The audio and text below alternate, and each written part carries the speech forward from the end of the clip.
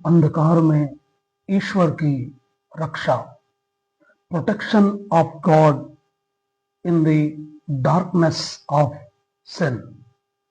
Good morning, सुप्रभात मेरे मित्रों, मेरे भाइयों और मेरी बहनों। आज हम उत्पत्ति की पुस्तक अध्याय 19 पद 4 से लेकर 11 पर हम मनन करेंगे। यह एक ऐसा प्रसंग है जो सदोम नगर की नैतिक पतनशीलता और मनुष्य के उस परवर्स मैलफॉर्म, जिसको अपन बोल सकते हैं दुर्भावनापूर्ण मनोभाव और परमेश्वर की दया एवं न्याय दोनों को प्रकट करता है। यह अंश हमें न केवल अतीत की कहानी सुनाता है, परंतु वर्तमान पीढ़ी के नैतिक और आत्मिक संकट को दर्पण की तरह दिखाता है। आइए हम उत्पत्ति की पुस्तक 19:4 से 11 को संक्षिप्त में हम पढ़ें। सदोम के पुरुष, छोटे बड़े सब लोग, लूत के घर को वे घेर लेते हैं और कहते हैं कि वे जो दो व्यक्ति, जो दो स्वर्गदूत तेरे पास आए हैं, उन्हें बाहर निकाल ताकि हम उनके साथ बुरा व्यवहार करें, उनके साथ हम लैंगिक संबंध बनाएं। लूत उन्हें रोकता है, परंतु वे उस पर दबाव डालते हैं।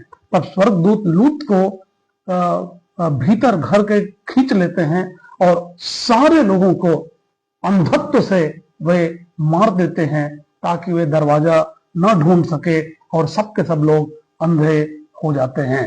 मैंने पूरा डिटेल्स में मैंने नहीं पढ़ा, थोड़ा सा लंबा है, ठीक है। सदोम नगर की जब हम बात करें तो सदोम नगर जो था समृद्धि, विलास और पाप का केंद्र था, जिसका वर्णन यहेजकेल नबी भी करते हैं जब वो इज़राइल के पाप को जब वो बताते हैं, राइट। तो उन्होंने इस सदोम नगर का भी वर्णन यहेजकेल नबी ने किया था। मैं पढ़ूंगा यहेजकेल की पुस्तक, उसका कौन सा अध्याय, यह है 16 अध्याय और पद 49।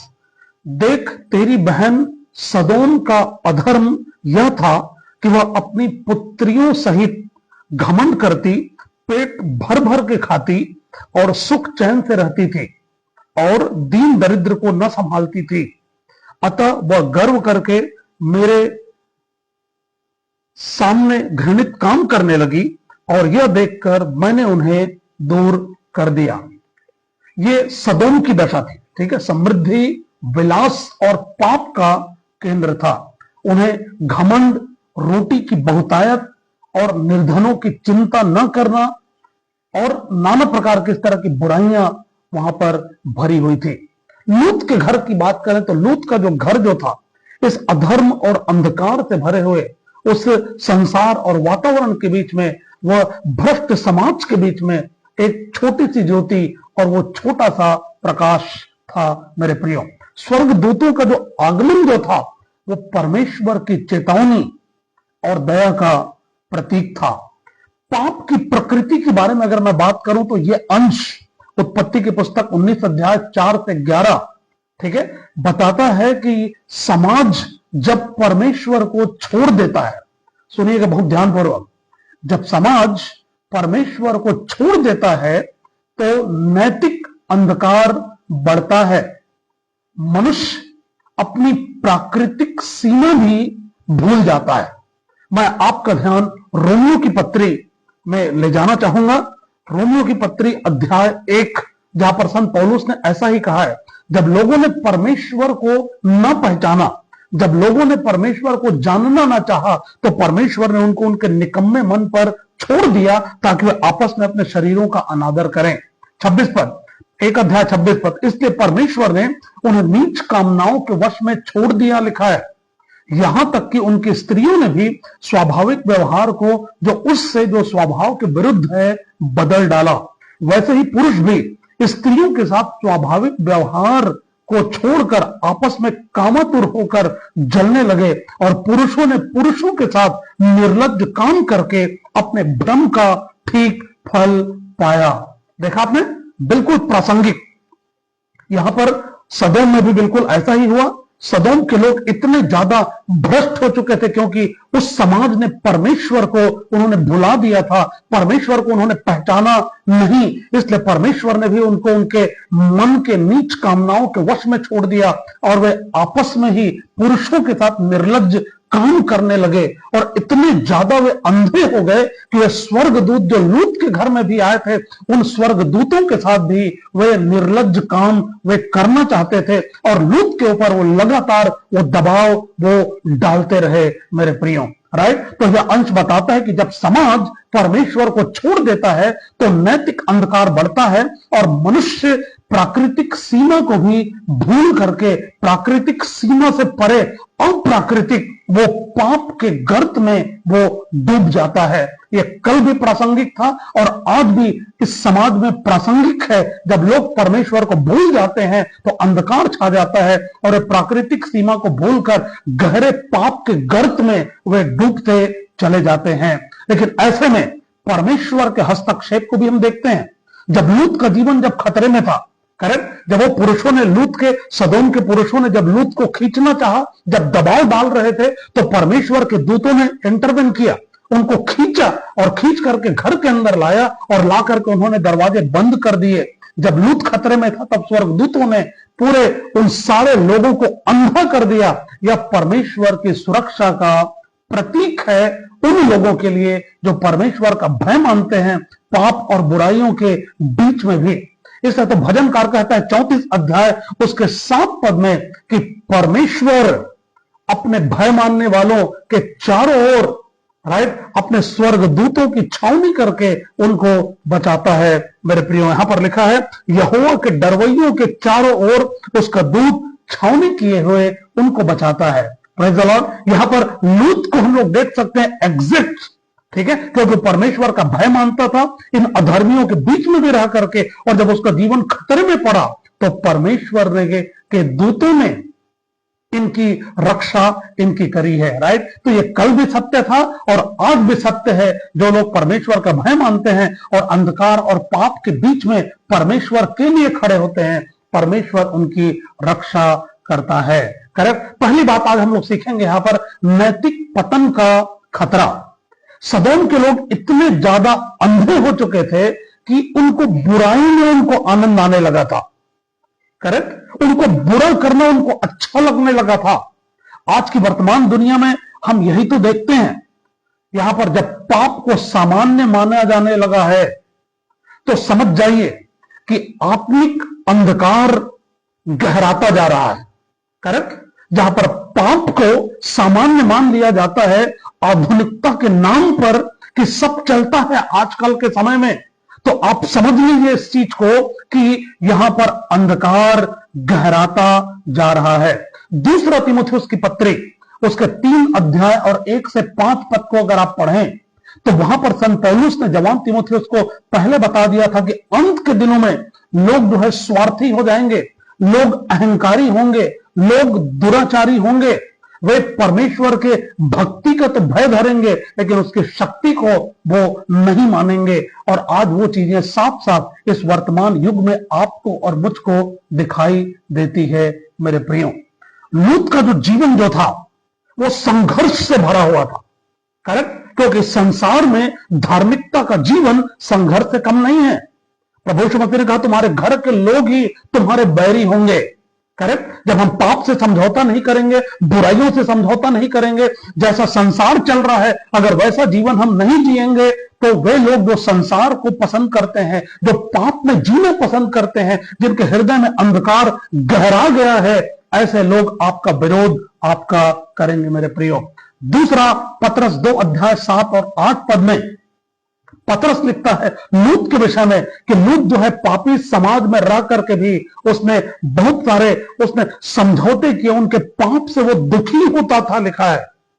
करेक्ट, आप उसको अवश्य रूप से पढ़ लीजिएगा। यह खंड हमें सिखाता है कि हम संसार में रहते तो हैं। प्रभु यीशु मसीह ने कहा कि तुम संसार में हो परंतु संसार के नहीं हो। अगर आप संसार के हैं इसका मतलब आप परमेश्वर के राज्य से आप बाहर हैं। आप संसार के राज्य में आप जी रहे हैं, पाप और अंधकार में आपने जीने का आपने चुनाव कर लिया है। संत पौलुस भी रोमियो की कलीसिया को, रोमियो की पत्री जब लिखता है 12 अध्याय उसके 2 पद में कहता है, इस संसार के सदृश न बनो। अगर पहले पद को पढ़ें तो पौलुस कहता है कि हे मेरे भाइयों और बहनों, मैं तुम्हें परमेश्वर की दया स्मरण दिलाकर विनती करता हूं कि तुम अपने अपने शरीरों को जीवित, पवित्र और परमेश्वर को भावता हुआ बलिदान करके चढ़ा दो, यही तुम्हारी आत्मिक सेवा है। और उसके बाद कहता है कि संसार के सदृश न बनो, बोलता है don't follow the pattern of this world. जब लूत, मेरे प्रियो, खतरे के दायरे में जब आया, स्वर्गदूतों ने उसको भीतर खींचा।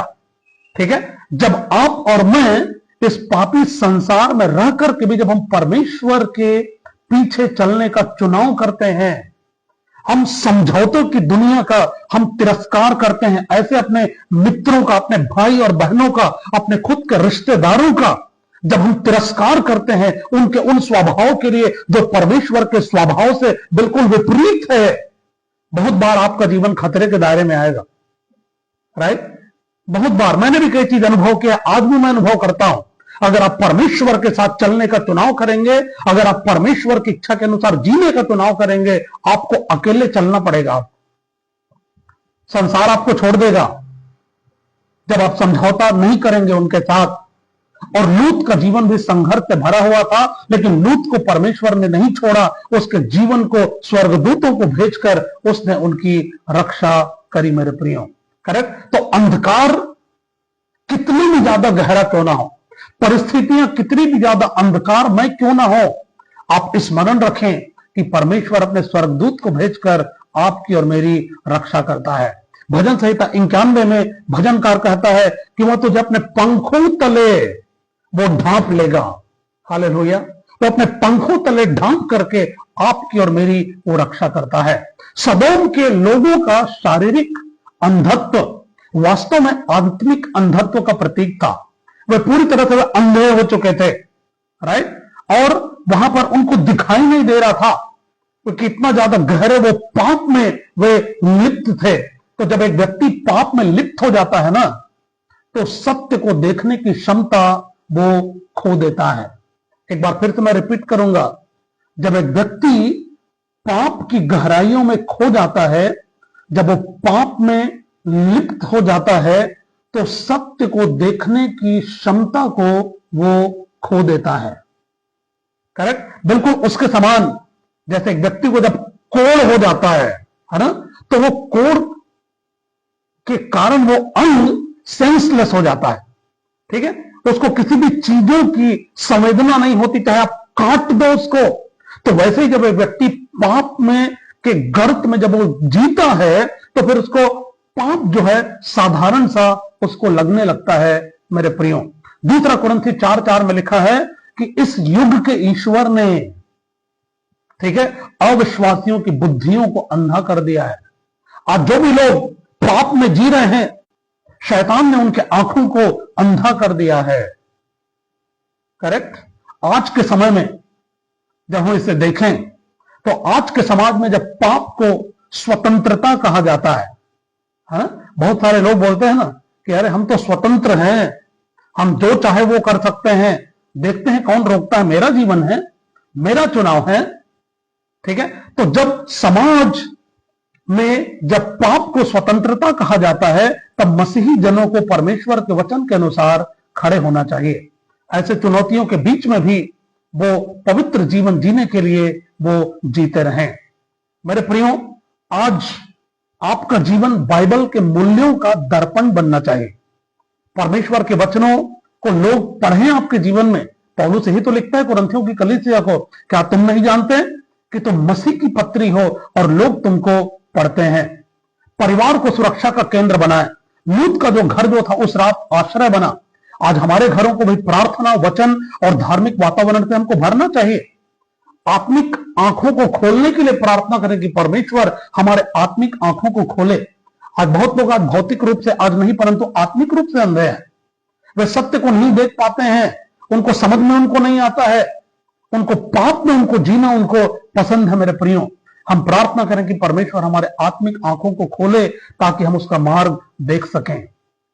हम धार्मिकता में दृढ़ रहें, लूत के समान डरने के बजाय हम साहसपूर्ण सत्य के लिए हम खड़े हो जाएं और परमेश्वर हमारे साथ होगा। उसके लिए समाज कुछ भी कहें, आपके भाई बहन, आपके रिश्तेदार, पड़ोसी कुछ भी कहने दो उनको, लेकिन आपको परमेश्वर के लिए खड़े होना चाहिए। मत्ती 5:14 में प्रभु यीशु मसीह ने कहा, तुम जगत की ज्योति हो। तो आइए इस अंधकार और पाप से भरे हुए संसार में हम जगत की ज्योति बन करके हम जिए। तो उत्पत्ति 19 अध्याय 4 से 11 हमें सिखाता है कि जब समाज का नैतिक पतन चरम सीमा पर जब पहुंच जाता है, तब भी परमेश्वर अपने धर्मियों की रक्षा करता है, जो उसके साथ साथ चलने का चुनाव करते हैं, जो उसका भय मानते हैं और उसके नैतिक मूल्यों का पालन करते हैं। पाप के अंधकार में भी यदि हम वचन के प्रकाश में चलते हैं तो प्रभु हमारे जीवन में सुरक्षा, दिशा और मुक्ति लाता है। मेरे प्रियो, जब संसार की आंखें अंधी हो जाए तब भी आप अपने आत्मा की दृष्टि को परमेश्वर पर आप टिकाए रखें। आइए हम प्रार्थना करें। हे स्वर्गीय पिता, हमें पाप के अंधकार से बचाएं, हमारे परिवारों को तेरा आश्रय बनाएं, जहां पर प्रार्थना और आपके वचन को प्राथमिकता दी जाए। हमारे आत्मिक दृष्टि को आप खोलें प्रभु, ताकि हम सत्य को पहचानें और धार्मिकता के मार्ग पर स्थिर हम रह सकें। प्रभु यीशु के नाम से मांगते हैं, आमीन।